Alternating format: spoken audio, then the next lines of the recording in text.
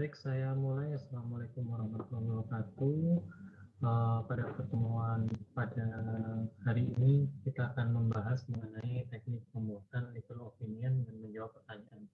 Seperti yang kita ketahui bahwa belajar ilmu hukum itu adalah untuk legal problem solving. Jadi di sini mau tidak mau mahasiswa diharapkan dapat mampu untuk membuat legal opinion, andai kata semisal nanti pada saat ujian atau nanti terjun di masyarakat, kalian dapat membuat pendapat hukum atau legal opinion ini.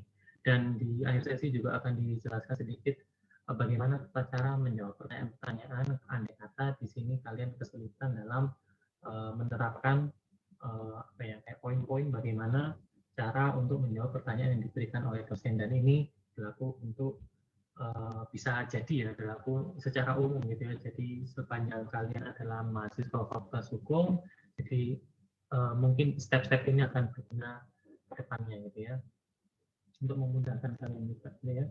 Jadi yang pertama kita masuk ke dalam pembuatan legal opinion dulu gitu ya. Jadi pendapat hukum ini atau legal opinion biasanya diselesaikan jika ada kasus-kasus entah itu fakta maupun itu buatan yang direkayasa oleh dosen, sehingga bisa mengukur gitu ya, mengukur mahasiswa dalam apakah bisa nggak sih kasus seperti ini kalian selesaikan dengan versi kalian gitu ya, dengan tentunya melihat pada peraturan perundang-undangan yang relevan gitu ya untuk dijadikan dasar rujukan gitu. Nah, apa saja yang ada di dalam atau sistematika yang ada di dalam pendapat hukum ini? Jadi yang pertama adalah merumuskan fakta hukum. Jadi kalian bisa mencari dulu ya, mengidentifikasi fakta-fakta hukum dan mengeliminasi hal-hal yang tidak relevan untuk menerapkan isu hukum yang ada dipecahkan. Jadi misalnya ada klien datang ke kalian, itu ada dia cerita dengan versinya dia, dan kalian dapat menarik fakta-fakta hukum apa saja yang muncul di dalam kasus atau cerita orang tersebut gitu ya, sehingga kalian akan lebih mudah menentukan isu hukum apa yang cocok untuk diterapkan dalam kasus yang sedang kalian tangani ini gitu ya. Kemudian yang kedua, setelah mengumpulkan fakta hukum, kalian jangan lupa untuk mengumpulkan bahan-bahan hukum. Bahan hukum apa yang digunakan ya, karena kalian ini adalah mahasiswa fakultas hukum, ya otomatis di sini bahan hukum yang utama adalah peraturan perundang-undangan. Jadi tidak ada undang-undang tapi peraturan perundang-undangan dalam arti luas gitu ya, untuk menyelesaikan masalah yang kalian hadapi. Di samping bahan-bahan hukum berupa peraturan perundang-undangan atau putusan pengadilan yang berkaitan dengan kasus yang kalian teliti gitu ya, atau kalian selesaikan gitu ya, atau kalau saya mengambil pendapatnya dari buku Pegangan Hukum Prof. Peter Mahmud Marzuki, itu masuk sebagai bahan hukum primer gitu ya. Kalian juga dapat melengkapi dengan bahan hukum sekunder, yaitu di sini apa ini namanya, semacam buku-buku atau literatur atau jurnal-jurnal yang mendukung penyelesaian atas isu hukum yang kalian rujuk gitu ya, atau kalian bentuk gitu ya. Yang ketiga adalah melakukan telaah atas isu hukum. Jadi setelah dirumuskan bahan hukum, isu hukumnya apa, kemudian melakukan telaah atas isu hukum yang diajukan berdasarkan bahan-bahan yang telah ditemukan. Jadi telaah di sini bisa masuk ke dalam kategori ini ya, apa, penghubungan antara dasar hukum yang kalian inventarisir, kemudian apa ini, dasar isu dasar hukum, dan juga teori-teori hukum yang bisa kalian cari itu ya, yang berkaitan dengan kasus yang kalian teliti gitu ya. Misalnya bicara mengenai perbuatan melanggar hukum ya, kalian cari aja teori-teori hukum yang berkaitan dengan perbuatan melanggar hukum atau otak-otak ini untuk mendukung argumentasi kalian. Karena di akhir, ingat ya, di akhir legal opinion itu kan harus membuat yang namanya kesimpulan atau penutup gitu ya, yang diberikan kepada klien, atau misalnya kalau ini kaitannya dengan ujian ya dosennya yang memberikan gitu ya. Setelah dilakukan analisis hukum, dilakukanlah penarikan kesimpulan. Jadi kesimpulan ini adalah menjawab isu hukum yang kalian sodorkan. Jadi isunya A, kesimpulannya harus A. Nggak bisa ya, isunya A kalian jawabnya ke yang lain gitu ya, itu nggak nyambung gitu ya. Jadi tidak menjawab pertanyaan yang kalian sodorkan sendiri gitu ya. Dan yang terakhir adalah memberikan preskripsi atau apa ya, argumentasi atau saran gitu ya, yang diberikan di akhir setelah kesimpulan. Tapi biasanya kalau bicara mengenai legal opinion, preskripsi ini tidak harus ada, gitu. Biasanya muncul secara tidak langsung di dalam kesimpulannya, gitu ya. Tapi kalau mau dicantumkan juga kalau masalah itu akan memudahkan kalian, gitu ya. Nanti ke belakang, misalnya kalian mau nulis skripsi, disertasi atau tesis, gitu ya, pasti akan ada preskripsi. Preskripsi ini berawal dari kesimpulan pastinya, gitu ya. Kesimpulannya apa ya, preskripsinya apa, gitu ya. Lanjut, penentuan fakta hukum dulu ya, yang pertama. Jadi dalam merumuskan apa ini fakta hukum, jadi kalian harus dapat atau mampu untuk mengidentifikasi masalah-masalah hukum, gitu ya. Jadi selain masalah hukum gitu, bisa juga penanganan hukum, menganalisis masalah yang negatif, kemudian memberikan pemecahan atas masalah tersebut. Nah, masalahnya apa saja? Jadi bisa macam-macam. Ini saya memberikan contoh saja, misalnya penafsiran berbeda atau saling bertentangan terhadap teks-teks peraturan karena ketidakjelasan peraturan tersebut atau kekaburan norma. Ya. Kemudian adanya kekosongan hukum. Jadi misalnya ada fakta hukum, ada masalah di situ, ternyata ada kekosongan hukum. Nah, kekosongan hukum ini dapat ditemukan dalam fakta hukum, atau juga dapat karena terjadi perbedaan penafsiran akan adanya fakta, itu juga dapat menentukan fakta hukum. Nah, fakta hukum ini bagaimana caranya ya? Kalian sering-sering membaca atau melihat berita, gitu ya, akan mudah gitu ya kalian merumuskan, oh ini fakta hukum, ini fakta non hukum. Jadi yang dimasukkan di dalam fakta hukum ya pastinya adalah hanya fakta-fakta yang berkaitan dengan fakta hukum saja. Di luar itu tidak perlu kalian cantumkan, gitu ya. Selain itu, cara yang paling mudah adalah kalau kalian baca di dalam perumusan fakta hukum itu adalah menentukan fakta hukum terhadap masalah yang ada dengan cara menarik premis mayor dan juga premis minor. Premis mayornya apa? Ya, aturan hukumnya dulu. Premis minornya adalah fakta hukum. Jadi dari situ kalian akan memudahkan untuk menarik konklusi hukum dan juga membentuk preskripsi atau seyogyanya dan seharusnya, gitu ya. Karena preskripsi itu kan bisa berbentuk seyogyanya, seharusnya, gitu ya. Kemudian menentukan isu hukum ya disesuaikan juga di sini. Jadi kalian dalam menentukan isu hukum kembali ke tingkatan ilmu hukum menurut yang Gisel dan juga Mark Van Weyck gitu ya. Jadi ada 3 lapisan ilmu hukum. Di sini yang pertama adalah dogmatik hukum, yang kedua teori hukum, yang ketiga adalah filsafat hukum. Jadi kalau dalam tataran dogmatik itu ya hanya diperuntukkan untuk penulisan skripsi saja, ya. Kalau itu lapisan teori hukum, yaitu untuk menjawab masalah-masalah, misalnya kalau kalian menulis dalam sebuah tesis, gitu ya. Yang ketiga dalam tataran filsafat hukum, ya kalau misalnya kalian menulis sebuah disertasi. Jadi kedalaman isu yang hendak dipecahkan itulah yang menentukan layak tidaknya karya akademis itu dihasilkan. Jadi dalam rangka, misalnya kalau dalam rangka teori hukum itu ya, isu hukum itu mengandung konsep hukum, gitu ya. Konsep hukum dapat dirumuskan sebagai suatu bahasan yang dapat direalisasikan dalam rangka perjalanannya aktivitas hidup bermasyarakat secara tertib. Itu pendapatnya dari bukunya Prof. Peter ya. Jadi masalah timbul itu dari 2 proposisi, gitu ya, mempunyai hubungan baik itu bersifat fungsional, kausalitas, maupun yang satu menegaskan yang lain. Jadi salah dalam merumuskan atau mengidentifikasi isu hukum akan berakibat salah dalam mencari jawaban atas isu hukum tersebut. Cara untuk memudahkan kalian dalam merumuskan isu hukum itu bisa 2, gitu ya. Ini pelajaran saya waktu S1 sebenarnya ya. Jadi bisa dirumuskan dengan pertanyaan, bisa juga dirumuskan dengan pernyataan. Tapi kalau selama saya membuat sebuah entah itu skripsi, tesis, gitu ya, atau legal opinion, saya lebih mudah kalau membuat dalam pernyataan, ya. Karena pernyataan akan lebih gampang, ya. Tapi ada tipikal orang yang lebih mudah untuk membuat isu hukum dalam bentuk pertanyaan, ya. Kalau berbentuk pertanyaan, yang perlu diperhatikan adalah kalian harus membuat pertanyaan apa, siapa, gitu ya. Jadi jangan menggunakan kata-kata bagaimana. Nggak tahu kenapa kok bagaimana ini seperti dilarang untuk digunakan kalau di dalam ilmu hukum, karena identik dengan penelitian sosiolegal, ya. Jadi tidak relevan untuk menggunakan pertanyaan kata bagaimana di dalam sebuah penentuan isu hukum. Tapi ada dosen-dosen gitu yang masih menggunakan bagaimana, ya itu terserah, gitu ya. Tapi saya menyarankan tidak menggunakan kata bagaimana di dalam perumusan sebuah isu hukum. Jadi yang paling sering adalah apakah, siapakah, gitu ya. dan lain-lain. Jadi asal tidak menggunakan kata bagaimana untuk merumuskan isu hukum yang disodorkan, gitu ya. Nah, kemudian bicara mengenai dasar hukumnya, jadi sebelum membahas pasti akan menyebutkan dasar hukumnya. Dasar hukum di sini lebih ke arah primernya saja ya, jadi sumber bahan hukum primernya saja yang dijadikan dasar. Apa itu primer ya? Coba kalian baca-baca di buku penelitian hukum. Primer itu sumber hukum yang bersifat autoratif gitu ya.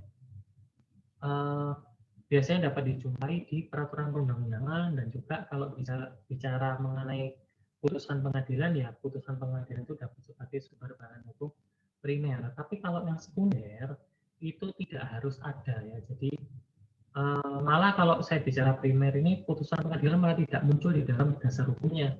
Itu nanti akan muncul kalau bisa kalian pindah ke bagian analisis hukum. Misalnya ada jurisprudensi yang berkaitan dengan kasus yang kalian tulis, itu bisa kalian munculkan, tapi tidak dikelompokkan di dalam dasar hukum. Jadi cukup peraturan perundang-undangan yang kalian jadikan pisau analisis untuk menjawab isu hukum yang kalian sodorkan, gitu ya.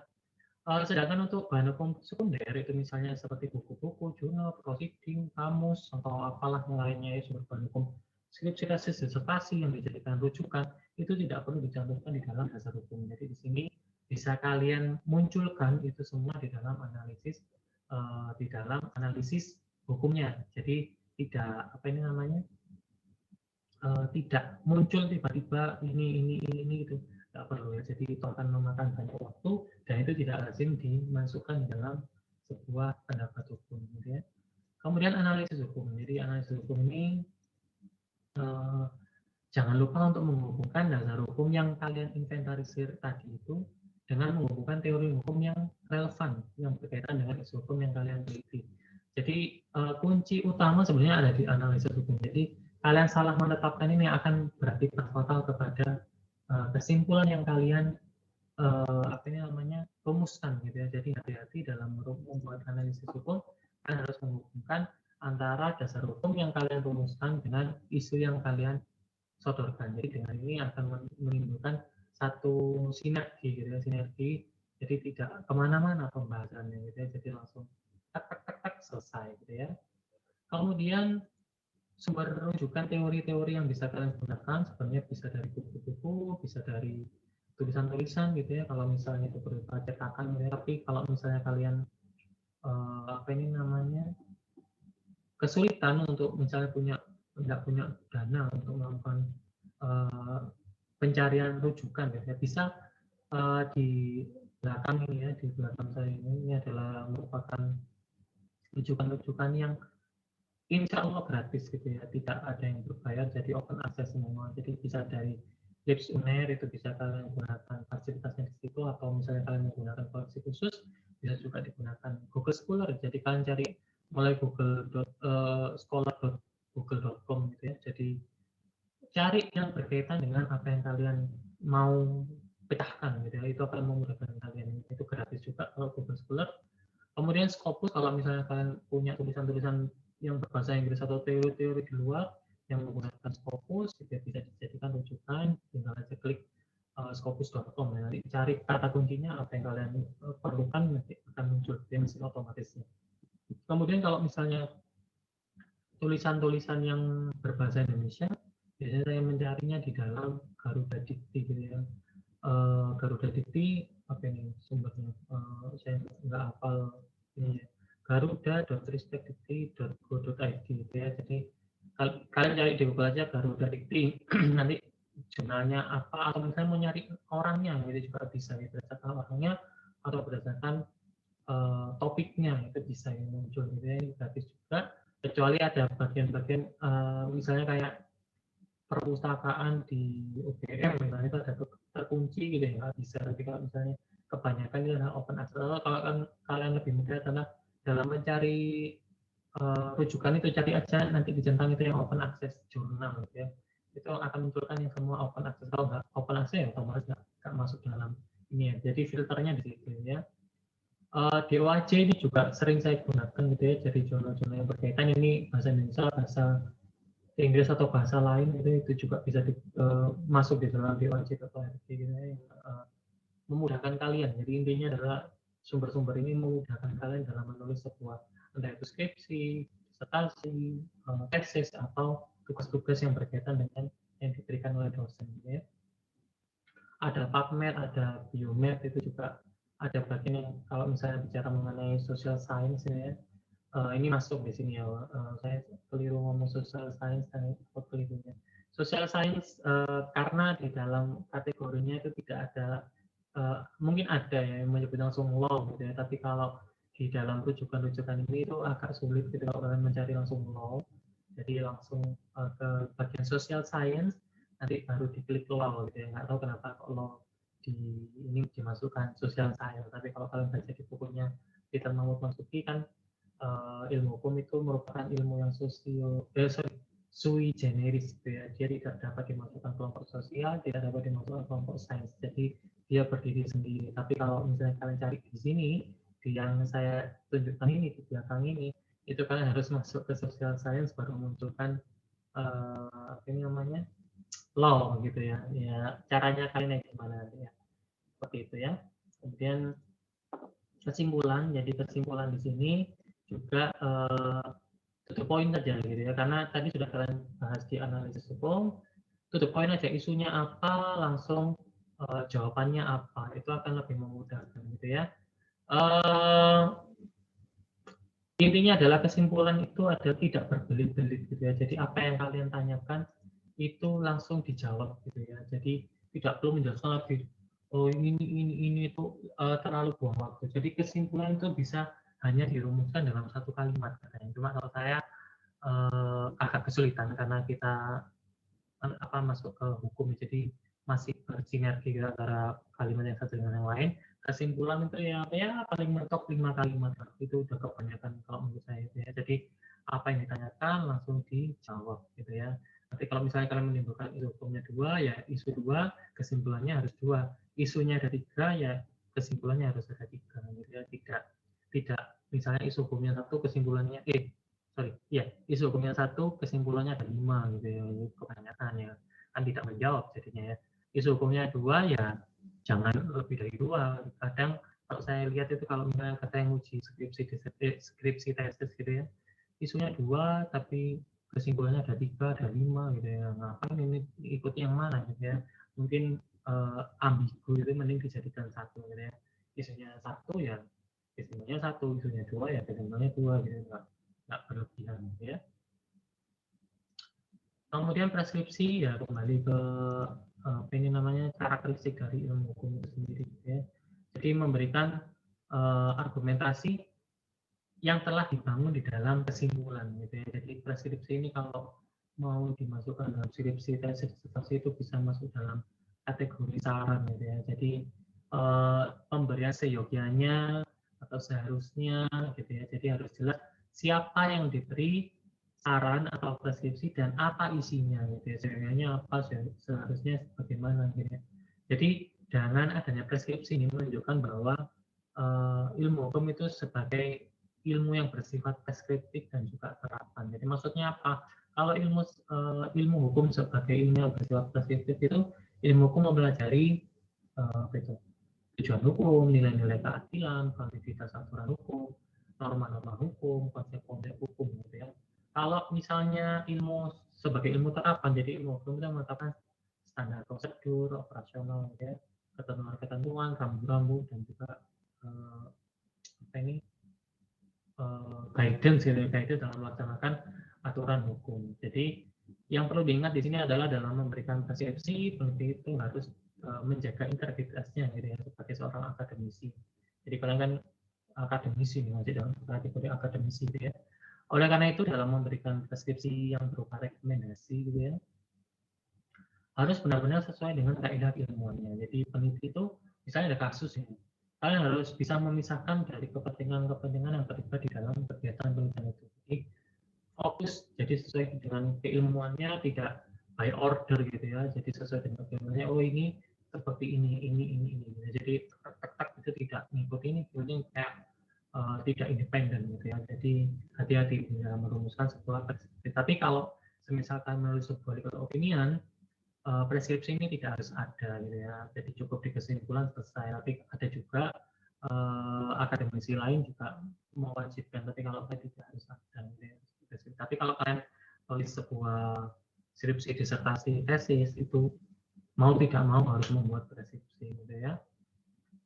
Kemudian, nah itu tadi untuk legal opinion, gitu ya. Yang kedua adalah bagaimana cara menjawab pertanyaan-pertanyaan yang bersifat non-analisis, gitu ya. Jadi mengukur pemahaman kalian terhadap topik yang telah diberikan oleh dosen, gitu ya misalnya. Nah, kalau menjawab pertanyaan-pertanyaan yang non akademis, non analisis ini ya, jadi apakah gini gitu ya, apakah ini, apakah itu, atau sebutkan, jelaskan gitu ya, itu kalian harus hati-hati di sini ya. Maksudnya hati-hati di sini, ini contohnya misalnya ya, contoh beberapa gitu ya, dalam hukum adat bahwa hak atas tanah salah satunya dapat diperoleh dengan cara sleeping, ya, jelaskan pendapat saudara terhadap cara perolehan hak atas tanah tersebut pasca diundangkannya Undang-Undang 560 gitu ya. Jelaskan aja gitu ya, dijelaskan apa yang ditanyakan gitu ya, tidak perlu berbelit-belit, tidak perlu menyebutkan fakta hukumnya ya, apa yang bisa ditarik dari fakta hukum dari kasus seperti ini gitu ya, dari pertanyaan seperti ini gitu ya, jadi langsung tutup poin aja gitu ya. Kemudian setelah apa yang digunakan dalam pendaftaran tanah, jelaskan aja apa perbedaannya, akibat hukumnya, jelaskan aja secara singkat, padat, jelas, dan tidak berbelit-belit gitu ya. Atau bisa jadi yang pertanyaan nomor 3 ini juga sama gitu ya, dia sebenarnya ini bukan analisis kasus, tapi pemahaman mengenai salah satu topik di dalam perkuliahan gitu ya, kalian bisa menjelaskan gitu ya. Jadi kuncinya adalah dalam menjawab pertanyaan-pertanyaan seperti ini di belakang ya, gitu ya. Jadi kalian walaupun di pertanyaannya ini tidak ditanyakan gitu ya, harus menyebutkan dasar hukumnya, sudah menjadi kewajiban kalian sebagai mahasiswa fakultas hukum itu untuk menyebutkan dasar hukumnya dulu, atau dasar hukumnya di belakang nggak masalah, yang penting dasar hukum itu harus disebutkan di dalam setiap jawaban kalian. Nah, ini yang mencirikan kalian mahasiswa fakultas hukum gitu ya dengan fakultas lain. Kalau fakultas lain kadang tidak menyebutkan dasar hukum, ya ngapain menyebutkan dasar hukum? Misalnya di fisik gitu ya, fisik nggak usah, ngapain nyari dasar hukum, saya bukan mahasiswa fakultas hukum. Tapi kalau kalian mahasiswa fakultas hukum, mau tidak mau kalian harus menyebutkan dasar hukum yang dijadikan dasar analisis atau tolok ukur dalam menjawab apa yang ditanyakan gitu ya. Itu wajib ada. Yang kedua, walaupun dosennya sebenarnya tahu jawabannya, tahu gitu ya. Jadi orang yang bertanya itu posisikan sebagai orang yang tidak tahu, jadi kan harus menjelaskan. Penjelasan ini tidak perlu berbelit-belit ya, sekali lagi cukup singkat, padat, jelas, yang penting menjawab apa yang ditanyakan itu.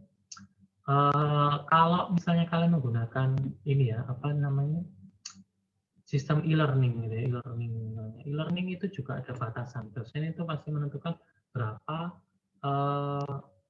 baris atau berapa kata yang maksimal kalian jawab, itu tidak boleh lebih, tidak boleh kurang. Tapi kalau misalnya itu poin-poin tapi kalian menjelaskan dengan singkat, padat, jelas, ya saya rasa itu juga bisa digunakan gitu ya. Jadi langsung pertanyaannya ini, langsung jawabannya ini, dasar hukumnya ini gitu. Atau misalnya gini, berdasarkan ketentuan pasal sekian undang-undang ini misalnya, maka ini gitu ya. Misalnya ini pertanyaan nomor 3, PT Anugrah Permana berkedudukan berkantor pusat di Surabaya, bergerak dalam bidang usaha, developer atau pengembang ingin mengajukan permohonan hak atas tanah menjalankan kegiatan usahanya.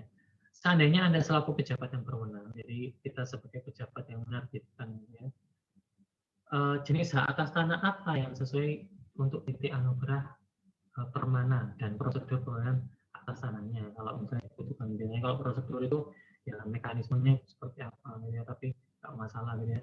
Jadi kalian yang harus kalian jawab pertama adalah cari dasar hukumnya PT ya, perseroan terbatas itu boleh memiliki hak atas tanah jenisnya apa gitu ya.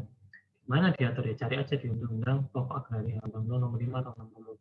Kalau misalnya tidak cukup menjawab PT itu sebagai apa ya, cari peraturan pelaksananya di mana gitu ya, mengatur mengenai PT sebagai subjek hak atas tanah itu dapat diberikan hak atas tanah apa saja gitu ya. Kemudian yang kedua, coba apa ini namanya, bidang usahanya apa gitu ya. Karena dia menjalankan kegiatan usahanya pengembang ya, jadi dia mendirikan butuh tanah untuk mendirikan rumah kemudian dijual, ya otomatis hak atas tanah yang dimungkinkan itu kan ada 3 gitu ya. Hak milik, hak guna bangunan, hak pakai atas tanah. Nah, cuma karena di sini PT itu adalah bukan merupakan subjek dari hak milik atas tanah, maka hak miliknya diabaikan. Jadi opsinya cuma 2, hak guna bangunan, hak pakai. Jelaskan hak guna bangunan itu apa, hak pakai itu apa, kemudian alternatif solusinya kalian jelaskan. Jadi kesimpulannya nanti PT ini boleh memiliki apa gitu ya. Kemudian prosedurnya ya dimulai dari permohonan, kalau misalnya itu tanah-tanah negara ya permohonan, kalau misalnya itu bukan tanah negara ya harus minta izin kepada orang yang sudah menduduki itu, entah itu dijual, entah itu kita menukar, atau itu dilepaskan, ya nanti tergantung solusi yang kalian berikan ya. Kalau yang pertanyaan 1 dan 2 ya tinggal kalian rujuk aja. Ya, yang nomor 2 pasal berapa yang mengatur mengenai status penetapan tanah, kalian rujuk, jelaskan. Jangan hanya memindahkan undang-undang ke dalam jawaban kalian, tapi kalian harus lebih gampang itu kalian melakukan paraphrase atau mengutip secara tidak langsung menggunakan bahasa kalian, itu akan lebih mudah dan pasti dosen itu akan melihat ini. Oh, berarti mahasiswa ini tuh melakukan analisis gitu ya, walaupun hanya singkat padat gitu ya, misalnya 5 kalimat gitu ya, tapi kan kelihatan gitu, tidak hanya membedakan berdasarkan ketentuan ini terus ditinggalkan, ini menyebut gini lah, itu bakal buang waktu juga, dosennya juga akan males membaca gitu ya, karena mahasiswa kan tidak cuma 1 orang, 1 kelas minimal 30 orang gitu ya, jadi akan lebih singkat kalau kalian menyebutkan masalahnya, kemudian langsung dasar analisis yang kalian itu seperti apa ya. Kemudian hal yang perlu diperhatikan terakhir adalah jawab hanya yang ditanyakan saja. Jadi jangan kalian merasa sok pinter gitu, terus jadi kayak ngasih orasi ilmiah gitu, tidak perlu. Jadi apa yang ditanyakan yaitu yang dijawab, tidak perlu berbelit-belit, langsung fokus ke apa yang ditanyakan, itu akan lebih memudahkan kalian, hemat waktu juga, efisien, efektif, langsung to the point dengan apa yang ditanyakan. Kalau misalnya ada ada pertanyaan, dapatkah atau bolehkah gitu ya, misalnya untuk yang pertanyaan nomor 3 misalnya, bolehkah PT Anugerah Permana diberikan hak milik atas tanah, misalnya ada pertanyaan terusannya gitu. Tidak boleh, titik. Nah, jangan gitu ya, kalian tetap ya menjawab dasar hukumnya apa, jawabannya apa, baru analisisnya apa gitu ya, tidak asal boleh ya tidak gitu ya, kalau di bahasa Inggris yes or no question gitu, yes no sudah selesai gitu. Tapi tidak, di sini kalian harus melakukan analisis, memberikan argumentasinya, itu akan lebih baik gitu ya. Yang pasti adalah setiap jawaban kalian harus mencantumkan dasar hukum walaupun tidak ditanyakan dasar hukumnya gitu ya. Itu akan lebih memaksimalkan nilai kalian gitu ya. Ini tidak hanya di mata kuliah ini, tapi juga mata kuliah lain saya rasa juga sama menerapkan ketentuan ini gitu ya. Jadi yang perlu diperhatikan adalah pisau analisis yang kalian gunakan itu apa gitu ya. Jadi apa yang ditanyakan, apa yang dijawab, sama seperti membuat paper opinion, apa yang ditanyakan, apa yang kalian harus jawab, seperti itu ya. Lagi, sudah. Jadi itu dulu yang bisa saya sampaikan di dalam pertemuan hari ini gitu ya. Jadi semoga sukses kalian ke depannya, tidak disulitkan dengan mata kuliah ini gitu ya. Jadi cukup sekali saja menempuh mata kuliah ini kalian sudah lulus gitu ya, nggak usah lama-lama ya ngambil menjadi mahasiswa fakultas hukum gitu ya. Karena semakin cepat kalian lulus, semakin cepat juga tujuan kalian sekolah di fakultas hukum itu apa gitu. Misalnya saya mau jadi advokat, ya cepat-cepat lulus ya biar bisa buka atau saya mau jadi notaris, cepat-cepat lulus, jangan lama-lama gitu ya, biar cepat selesai gitu urusannya gitu ya, lama-lama gitu ya. Oke, mungkin itu yang bisa saya sampaikan terkait perkuliahan pada hari ini. Saya akhiri. Terima kasih. Assalamualaikum warahmatullahi wabarakatuh.